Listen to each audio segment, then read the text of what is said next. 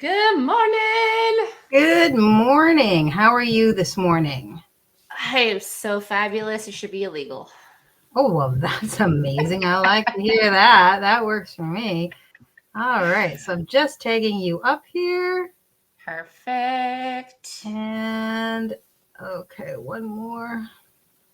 Sorry, I just wanted to do that. That's okay. And so we got lots to talk about today. You are tagged up. So good morning and welcome everyone to the Dark Roast. I'm Donna Stroll and I'm here with the beautiful and talented Rose Short. And Good today morning. we are going to talk about overcoming analysis paralysis. All right. So Yes. yeah, Okay. it's Sorry, going to I was be just no problem. So we're going to be talking about taking action. We're going to discuss what it is, how to take action, and then what understanding your analytics, because it's all part of the analysis. So we're going to get into some of the technical as well as just the mental load that comes with it. yes. Analytics are super important. I think a lot of people get scared by them. Yeah. Yep. That's why I wanted to make sure that we had a section specifically dedicated towards that. Yes. So let's start off with actually understanding what analysis paralysis is. Yeah, it's really simple. It's overthinking, right? It's overthinking or not understanding and getting overwhelmed by what you're looking at, so much so that you just stop and can't make a decision. Yeah, and it's the ultimate productivity killer, right? Like you want to do stuff, but your brain is stuck in because you're too busy thinking, am I doing this right, or am I doing that right, or did I say the right thing, or even if it's your videos, right? Like it's another thing where you're overthinking everything. The what ifs. What if my daughter lived in the land of what if for quite a while. And I would say, so what if the sky is green and unicorns ran everywhere and, gumdrops fell from the sky? Like, what if? Who cares, right? Let's live Yeah. into what is.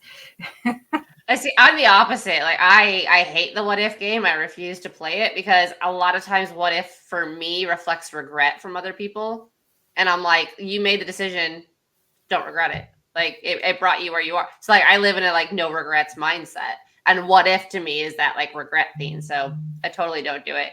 But a lot of people do, and a lot of people again like overthink, and especially when it comes to like let's say ads, right? Let's say your ads aren't really performing well, and it's like, well, is it my copy? Is it my creative? Is it my audience? Is it the country that I'm in? Is it am I not putting enough money in? Am I not using the right tags? Like there's so many things that people get confused by. And it's understandable because there's a lot to look at. But once you actually understand the data and how to process the data, it makes it a lot easier. And Donna's frozen on my end. I don't know if I'm the one that's frozen on her end or what.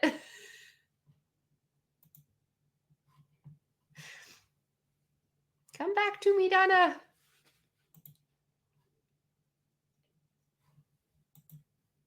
Okay, I'm going to keep going and hope that either you guys can still hear me or Donna comes back. Oh, we just lost her. Okay, I'm going to go ahead and keep going while she goes ahead and tries to come back in then. So analysis paralysis can be super annoying, but it's not just annoying. It's also incredibly costly, right? And not just money. It costs time, costs energy, it costs all kinds of things like that. So one of the biggest costs is the cost of inaction. So if you're stuck in paralysis, you're probably losing out on opportunities. You're probably losing out on really being able to learn and grow and test because you just kind of stop and you just let it run its course. And stress and anxiety can come with that. And again, like we always say that time is money, which I don't agree with. I think time is freedom, and we get that freedom through money. But if you're considering time as money, then it can be very detrimental. And she's back. Hi there, hi there, hi there. Can you hear me? I wasn't sure. Yes, So I can hear basically, you. my power just went out. So now I'm on my phone. That explains. I wasn't sure if like I was actually the one that was having issues, and so you looked frozen. So welcome No, back. it's me. My power went out. Fun. Um, yeah, my computer is currently still working because I'm on a UPS system, but if it doesn't straighten out soon, I'm going to have to turn it off too. Gotcha. I went on to the cost of inaction. Oh, okay. So let me just catch up. Okay, so where were you at? Just letting Um, them know what it is. letting him know what it is, and that can be stressful. But the Oh, more yeah. you delay, the more stressful it gets. Yeah, and you get into that guilt feeling that nags in the back of your head where it's like, I should be doing, I should have this, I should, right? But should my ass, right? I can't even should myself. I should myself, and I'm like, you should shut up. And I still feel guilty. So it I also love just, it. it can really stop your ability to grow. Like Yeah. overthinking something as simple as your reels, right? You're overthinking your reels and then you never put one forth because you're thinking, well, what if I do this wrong? Or what if I say that wrong? Or what if it doesn't look right? I was an absolute, I had a problem with it. 100%. I had this in my head that I needed to be perfect. And going live really helped that for me, right? Because I took the action. And that's Yeah. where we move on to next is actionable steps to break free from that whole analysis paralysis. All right. And so the first step would be to set clear goals. Define what it is that you want to do. What's the one thing that you want to get done right now? What's one goal that you want to achieve right now? Whether it's increasing your website traffic or boosting conversions or just getting that reel done. It doesn't have to be really big. It can be really small, but small steps get you where you need to go. Yeah, and that's why we always suggest to break it down, right? Like if you're looking at the top of the mountain and going, "Cool, I need to get there." You're you got nothing. But if you look at the top of the mountain and go, "Okay, well, I need to get over this rock. Okay, now I need to climb up this rock. Now I need to climb up this rock." It makes it a whole lot more easy and a whole lot more attainable. So breaking it down into smaller bite-sized tasks is super super important. Absolutely. And yeah, you hear marathoners say that all the time, especially when they're getting towards the end. And if it's been a particularly grueling, they're like, just 5 more feet, just 5 more feet, just 5 more feet. When I climbed the mountain, in Vancouver, we went up Grouse Mountain. It was my first time. I'm not super sporty gal, but I agreed to climb a mountain because I was insane. And as we were getting towards the end, it was like, just get up this part. Just get up this part. And like each time, just get up. First, it was like, just make it to the quarter mile, the quarter way mark, and then the halfway mark. And then it was like, just make it up to there. Just make it up to there. But in the end, I climbed a mountain. How exciting was it for me, right? So, Right. yeah. I And do then that the with next thing cycling. you do that with cycling. Yeah, so like if I'm looking up at the hill I'm climbing, I'm just like, this is gonna suck. So I just look down because when you're looking down, you can't tell that you're on an incline. So you don't Well, get the that's right. And you're also psychological freak focused. out as well. I'm focused on this here right now. Um, the next thing you want to do is limit your options. Yeah, for sure. Pick one or two themes, maybe even three, that align with that goal, and then start focusing on that. So, like, if you're trying to, drive traffic, then you need to focus on probably your SEO, and your social media, and maybe your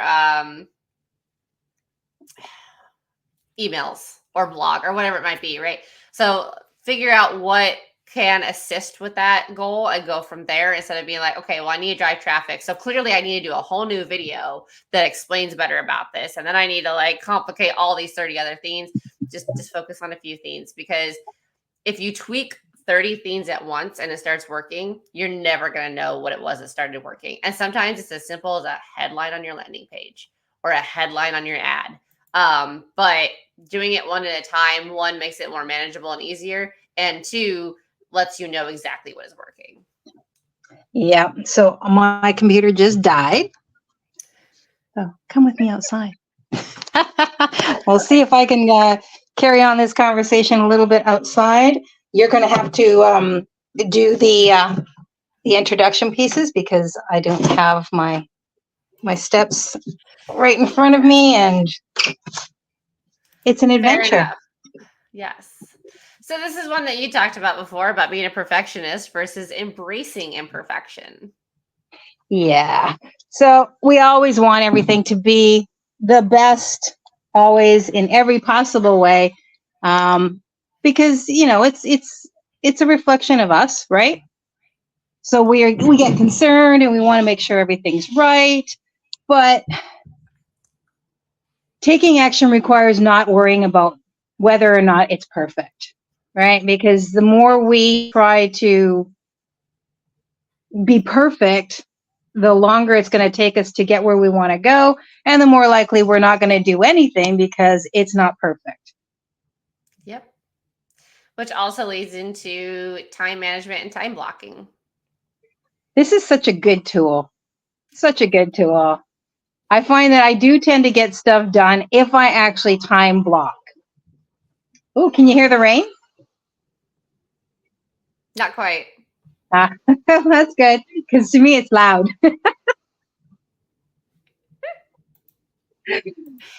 I'm just jealous you're getting rain. Today is an adventure.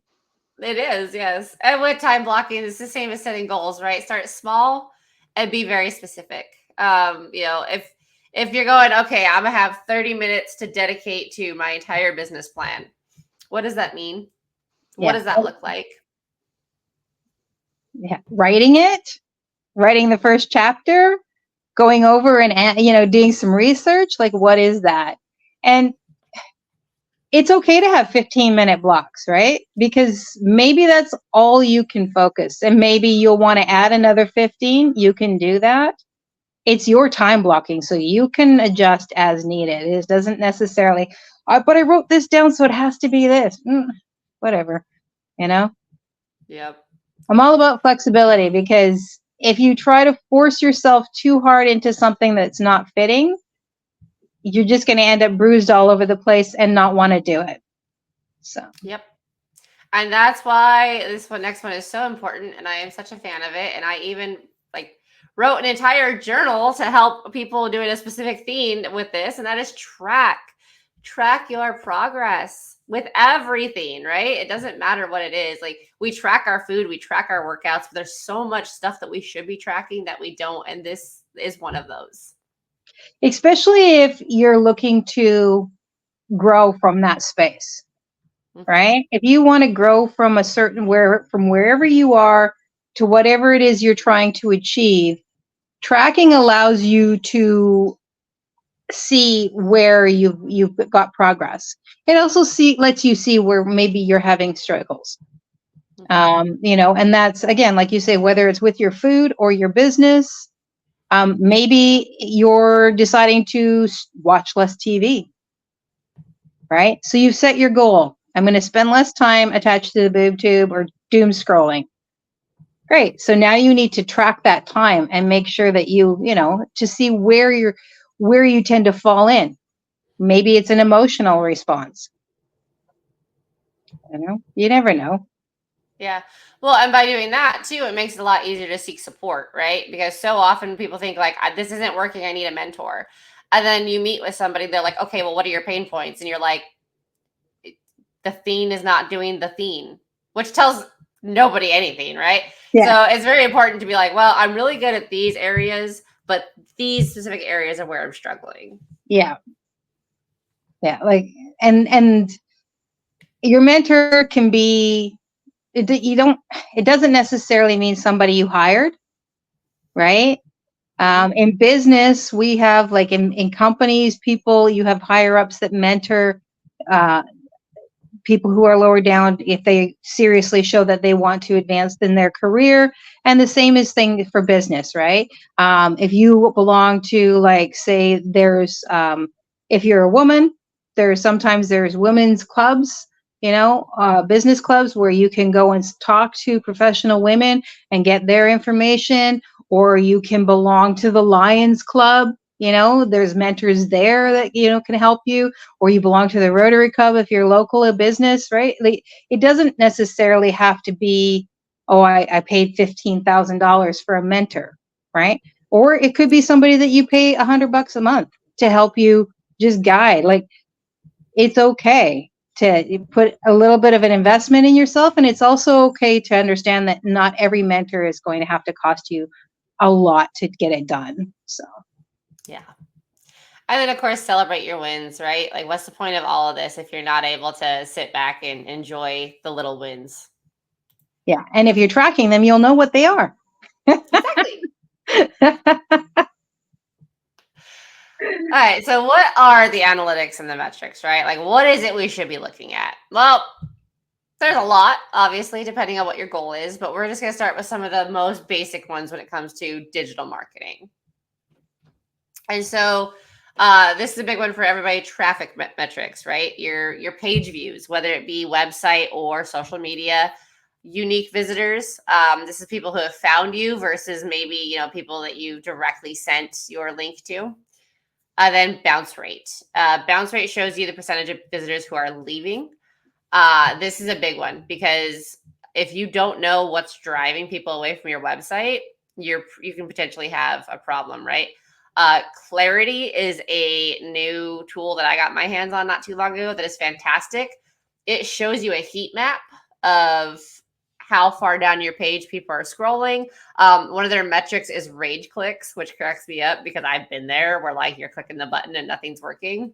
So maybe you have a dead button that you didn't know about. This will tell you. And it just gives you a whole lot of insight. Good morning, Mustafa. It gives you a whole bunch of insight of, like, why people might be leaving your website, including even load speed, right? Like, load speed is so critical. Every second drives away a percentage. Well, yeah, and we've come to the point where we don't have the patience. We're not in the dial-up world anymore. People do not want to wait for anything. So it's, having it load quickly, making sure that everything is, like, you don't need, if it's a website, your images don't need to be 300 DPI or even 600 DPI. They don't need to be gigantic. Make them smaller, make them smaller so that they load quickly and they'll load across, the different things. When you go to print, that's a whole different story, but online, keep it light, keep it clean. If you're consistent, it makes it easier as well. Don't have a lot of spinning things, all that kind of stuff. And optimize for mobile. Yes. Yeah. Pretty much every builder lets you see what it looks like in mobile and also in tablet. Yes. They're at least computer, PC and or PC and mobile, but a lot of them have all three as well. So check it out. Make sure that it works. I stand corrected, Mustafa. Good evening, not good morning. And then engagement, right? Average session duration. So again, Clarity will show you this on websites, and you'll see it on your videos and things like that. Like, how long are people actually watching your stuff?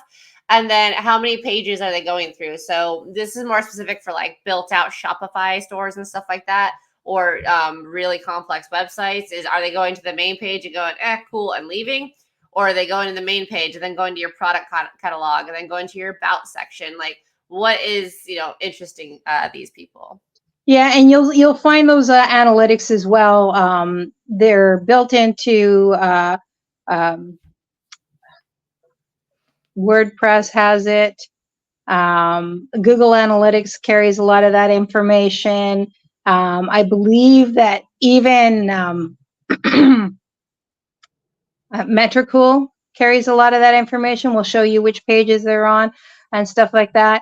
As far as your videos, pretty much any of your social medias will show like your analytics as to when people are dropping off in terms of like if they're watching your stuff or whatnot, or if they've engaged with, obviously, if they've engaged with a post more or not. So, yeah.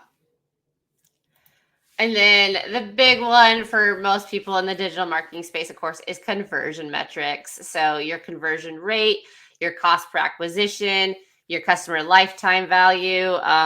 If you're doing, e-commerce, your average cart value, all these things are super, super important. yeah. And for like, I know that Go High Level tracks a lot of that. If you have your shop, you're running your shop through them. And I'm pretty sure like, I know that WooCommerce does the same thing. And I'm positive that Shopify also has some metrics there. And usually if you are able to take the time, that information and how to actually read that information is going to be, in a help document for each of those different platforms. Yes. And cost per acquisition, stuff like that is going to come in real handy when you're looking at Meta ads or Google ads, stuff like that, because you want to know if you're paying more per lead than you're potentially making back, right? Because that's how you determine if you have a positive ROI or a negative ROI. There's just so many uses for these kinds of metrics. Yeah. And also factor in your time. Your time is a metric as well, right? So if it's taking you a lot longer, yes, you're getting something out of it, but how much time are you putting into it just to get a very small return on that investment? Because your time has value too. And I think people forget that sometimes. I know I do. Fair enough. So we kind of talked about Google Analytics, social media insights. Obviously, these are going to be great for letting you know like when your audience is the most active, when you're most likely to get the most engagement. And if you're someone who's going for like the performance bonuses or Reels bonuses, if for those that's come back for, stuff like that is going to be super important. And it's also going to allow you to track like your follower growth. YouTube's good for this too, of like, this video brought in this many subscribers, because then you can kind of decide like, okay, well, this is what my audience seems to like, and this is what the new audience is liking too. So how do I make more content like that to keep my followers engaged or my audience engaged? And then email marketing tools, you want to know that people are opening your emails, right? This one is huge. This one was actually game changing for me recently, because my open rate on my first email that went out in one of my automations was getting less open rates than the second email. And the problem was a lot of the key information was in the first email. So the second email, we changed to reiterate all the information that was in the first one. And we've seen a massive uptick in engagement and availability and clarity for the newer signups for our program. So super, super excited. But I wouldn't have known that if I didn't have the ability to see if the emails were getting opened. Yeah. Yeah. And it also allows you, those metrics also show you how much is getting bounced out, and people who haven't opened your emails in a long time, so that you can clean them out, so that your list stays clean and doesn't get affected, and you don't have troubles with your email providers and so on and so forth. So yeah, nothing's fun about getting a blocked email address when you're doing email marketing. Nope. No, because that's not going to work out well for you. Nope. So. With all these metrics, don't get lost in what we call vanity metrics. There are metrics that are not going to really matter at all that will get shown to you. And then prioritize your actionable metrics, right? Look at the insights they provide and let that guide your decision making. Like if you have a really high bounce rate, maybe your email verification is off, right? Maybe you did solo ads and it's a lot of crap emails. Make sure you have those kind of things turned on to avoid those kind of problems and avoid your like autoresponder getting banned or anything like that. Yeah. And with your vanity metrics, this goes back to just because that video of, that one video went viral where it was like goofy or silly and had nothing to do with your business, doesn't mean that you do a ton of those. because they have nothing to do with your business, right? You want the engagement, and just because it's a lot of people click like doesn't mean that they're engaging. Your engagement is more important than, oh, that was fun. Yeah. Right. And so you're trying to get the engagement numbers up, not just the I like it or I saw it. Yeah. And then of course, patterns and trends. You want to see like what's working, what's not on a regular. And this goes back to like time of day, but you can see, how people are engaging on the time of day. Segmenting your audience. So you can use analytics to really break down that by segments. And then maybe you've got two programs. Maybe one's a little more lighthearted and one's for a little bit more serious entrepreneurs. You can use that to make sure you're sending the right program to the right people if you're doing multiple programs. And then A/B testing, of course, which we talk about all the time. Yep. You don't know if you don't test it, right? It gives you an opportunity to see what works better. And that helps too with when you're doing your segmentation, right? Maybe both tests go well, but one hits a different group of people for a different reason. Right. Yeah. So again, just gives you that opportunity. And that all falls in with the tracking as above, tracking your progress, tracking your failures. Well, not failures, stumbles. I don't like the word failures, unless failure is just when you decided to stop trying. Yep. Mistakes are not failures, they're opportunities. Yes. And you can fail up. You don't always have to fail down. Yep. That's opportunity. Exactly. Different ways to say it. Yeah. So yeah, again, like set your benchmarks, set your goals, monitor it regularly. If you're like me and you can get very hyper fixated on monitoring, I actually have a episode on how not to hyper fixate on data in my Making Finances Sexy podcast. So go check that out. So monitor regularly, but don't get too distracted by the data, because then you will, again, not be making the right moves, because you won't be making moves because you'll just be reading the data. And use dashboards, like whatever you need to do to consolidate that data. Like Facebook ads, you can customize the columns that you want to see. So you can only have the data that's important to you. But you can do it in an Excel sheet. You can do it in Google. Like there's lots of different ways that you can set it up. I'm sure you could probably find one in Notion that has, that gets it all set up for you, so that you don't have to. Yeah. Welcome to the great outdoors. But yeah, so I know that, yeah, probably Notion or even Canva or Etsy, you'll find, like, if you don't want to go and build one yourself, they'll have something for you. I'm pretty sure. Yeah.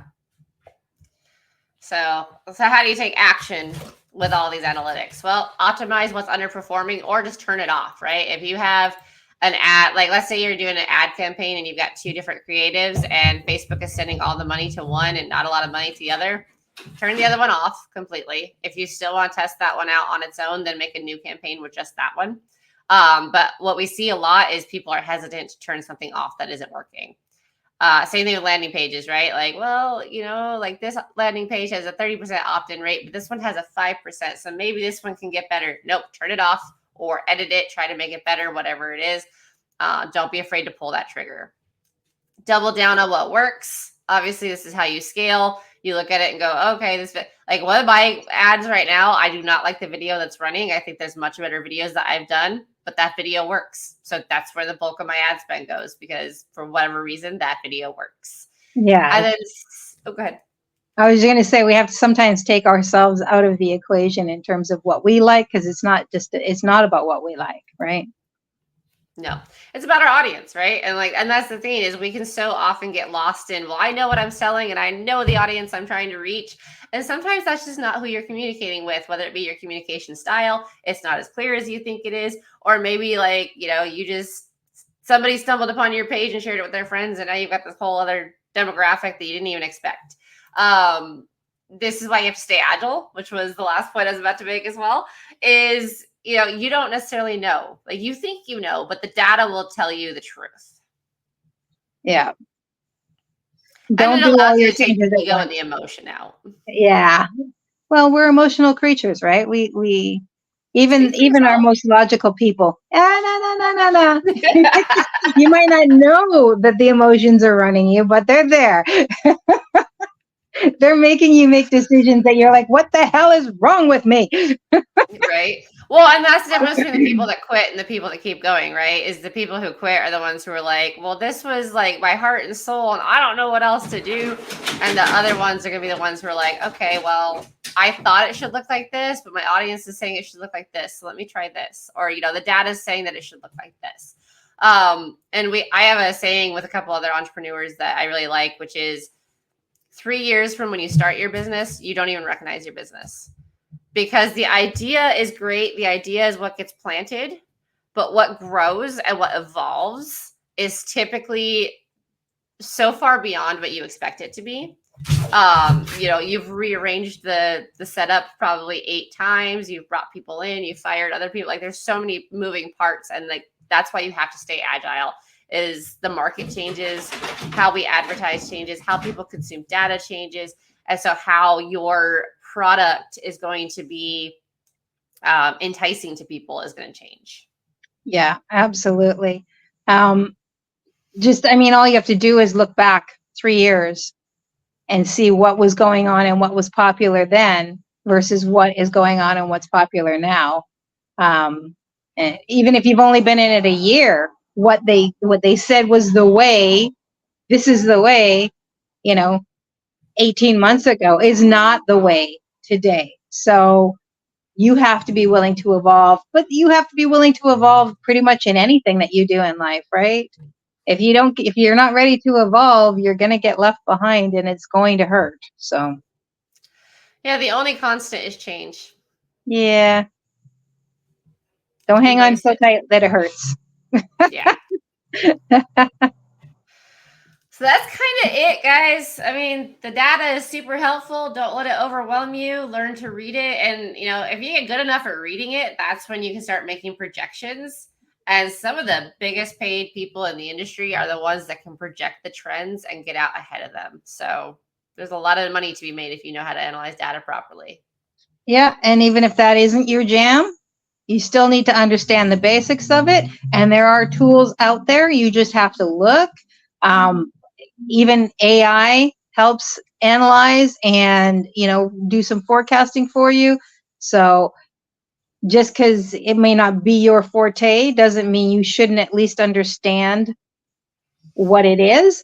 And I mean, overall, don't overanalyze the steps that you're taking to get where you're going. You use your analytics to support you and help you, and to make you grow. So yeah, overthinking will kill you. Yep. And also Yeah. don't make all your changes at once. Yeah. Think of it this way. If a bear is running at you and you're standing there going, okay, well, if I run north, this could happen. If I run south, this could happen. If I run west, this could happen. If I run east, I'm running directly at this bear. Eventually, you're not going to move and the bear is going to be on top of you. Yeah, they're not as cuddly as they look. No, they're not, unfortunately. They taste good, though. Yes, they do. Wait. We've offended how many people just right there? I love it. Legally obtained, of course. So what next week we've decided to talk about the buyer's journey. Yeah, kind of caveating what we've been talking about, right? Of like, you might think you know your audience's pain points or your client's pain points or your customer's pain points, but do you really? Yes. Because what we think is not necessarily what we know. Or what we've created, right? Sometimes we think we've made it very clear and we really haven't. That's my biggest problem.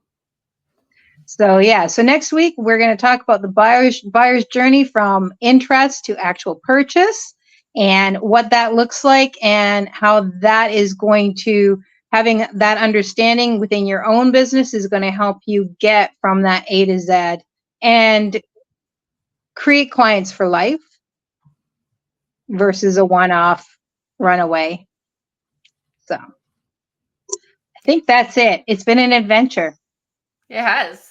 Yeah. I hope your power comes back on soon. Yeah, we're not there yet, so I don't know. We'll see what happens. And it's funny because we are like first on the grid because the power station is just down there. So we are actually literally first on the grid. So when it does come back on, we'll be here. Nice. Awesome. Well, guys, have a great Friday. Thanks for tuning in. If you have any questions, of course, let us know. If you have any topics you want us to cover, let us know. If you need help with data analysis, absolutely let us know. If we can't help you, we will, of course, find who can. Yeah, and if you need a little push, you need a cheerleader, I'm your gal. I'm more than happy to help you do that. And don't forget to hit the subscribe button so that you can keep up with all things Dark Roast. Yes. Have a great Okay. Friday.